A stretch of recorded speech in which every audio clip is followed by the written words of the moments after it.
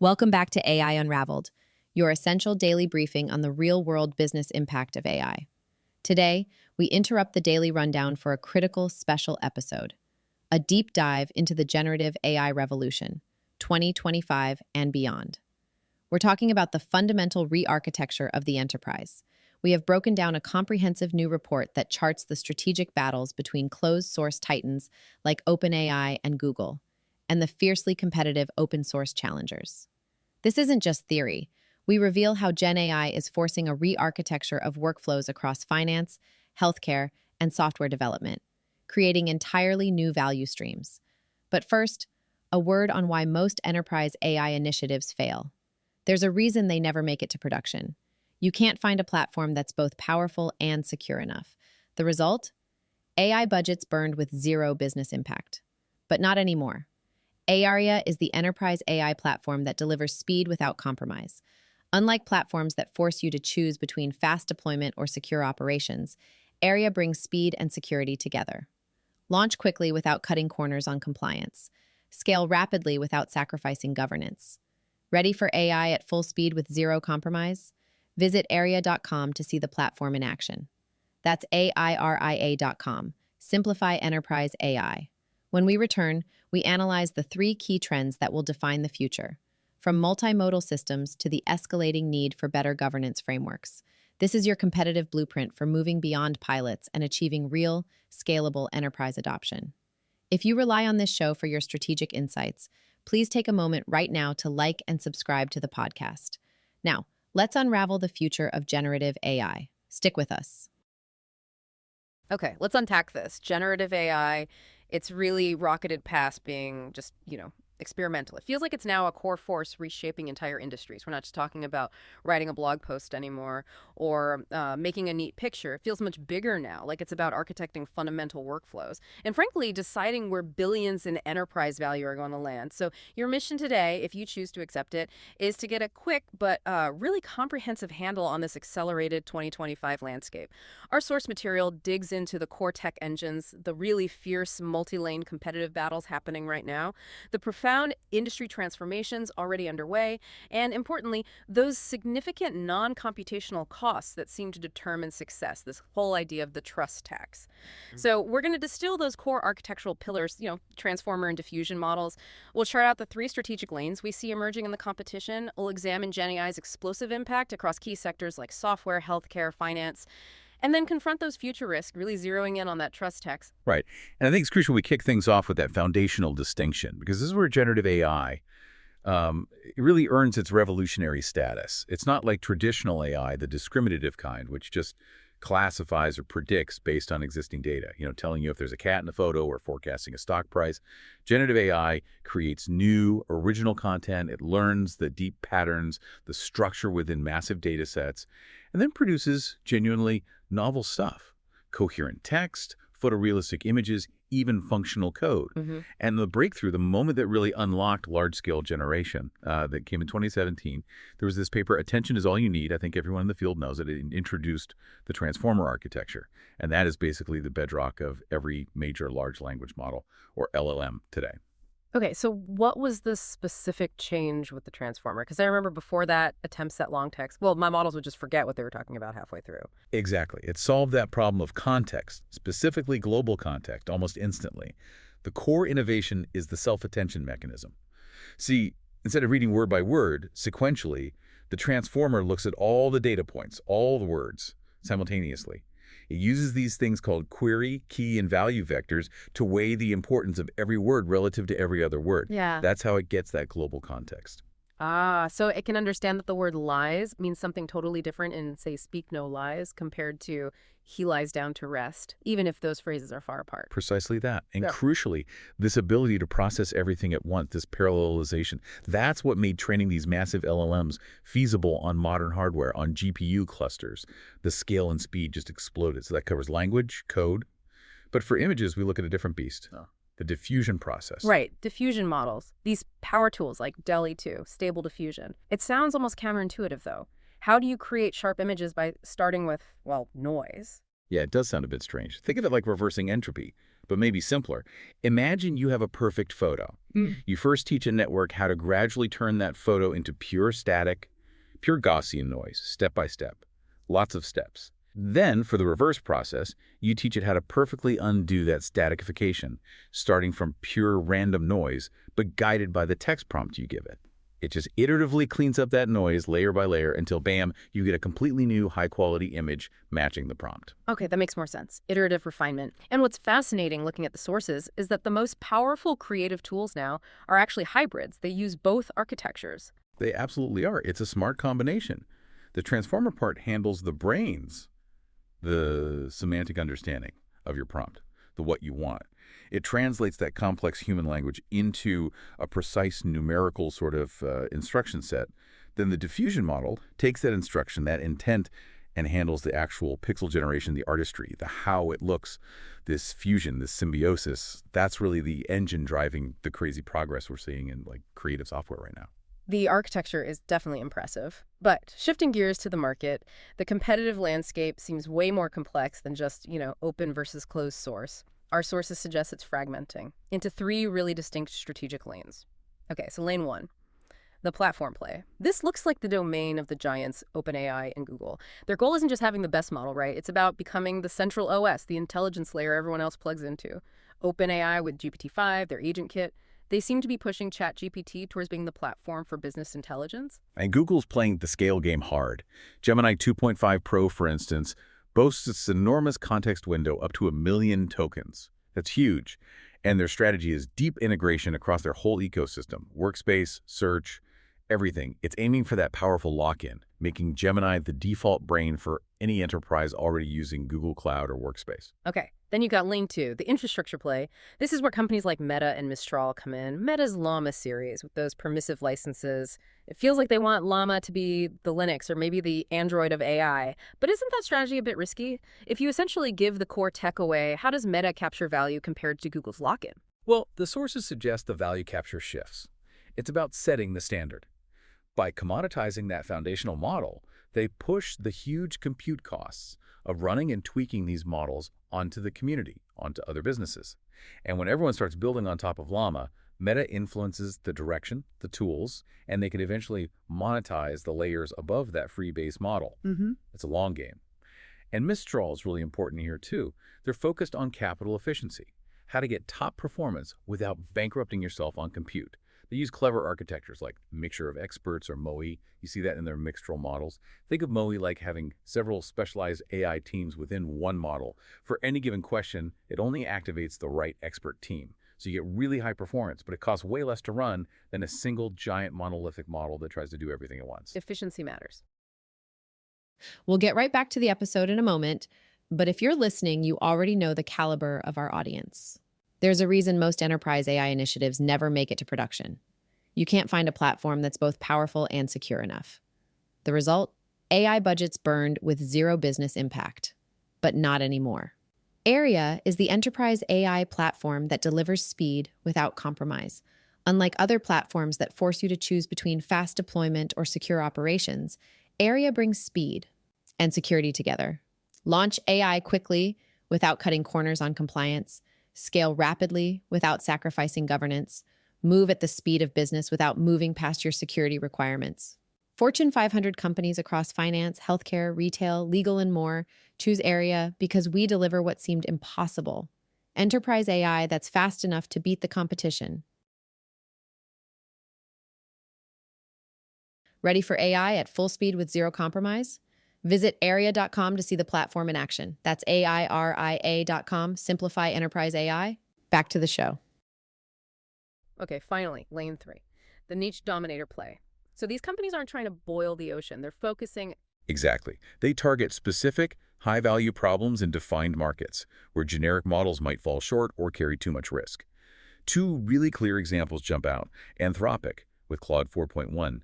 They heavily promote constitutional AI. Now, this isn't just marketing fluff. For industries like finance or healthcare that are super risk-averse, it's a vital safety feature. The model is designed from the ground up to refuse prompts that violate certain ethical rules or legal constraints. So they offer a kind of pre-vetted, safer system which helps solve compliance headaches. And Adobe Firefly in the creative space seems like another perfect example. Why are they dominating with creative pros? Because of the data. They trained Firefly exclusively on commercially safe content, mainly Adobe stock images and openly licensed stuff. This tackles the massive intellectual property risk. Companies using Firefly don't have to worry nearly as much about accidentally infringing copyright, which is a huge fear with other image generators trained on, well, the entire internet. Okay, we've mapped the tech and the players, but where is all this power actually hitting the ground? The sources seem to emphasize that the real shift isn't just task automation. It's more fundamental. That's the core insight, really. The biggest value isn't just making one task faster. It's about fundamentally re-architecting entire workflows around what AI can now do. Let's take software development. It's gone way beyond just suggesting the next line of code, hasn't it? Oh, absolutely. The whole software development lifecycle, the SDLC, is being reshaped. AI is now doing things like automated testing, generating complex unit tests, UI test cases directly from the user stories, finding bugs earlier, and maybe even more importantly, it tackles a chronic pain point in almost every large tech company, understanding legacy code bases. AI can automatically generate documentation and explain complex, often ancient code in plain English. This dramatically speeds up onboarding for new developers, which used to take months. And in healthcare and life sciences, the sources talk about incredible speed-ups in discovery. Yeah, the pace is changing dramatically. In drug discovery, for example, models are designing and validating completely new molecular structures in silico. It's all virtual. We're seeing examples like in silico medicine mentioned in the sources, taking a drug candidate from initial discovery to phase 1 clinical trials in under 18 months. That's a tiny fraction of the traditional timeline and cost. It fundamentally changes the economics and risk profile of pharma R&D. And for doctors on the front lines dealing with burnout, which is a huge crisis, what are the practical applications there? Yeah, AI is directly tackling that administrative burden.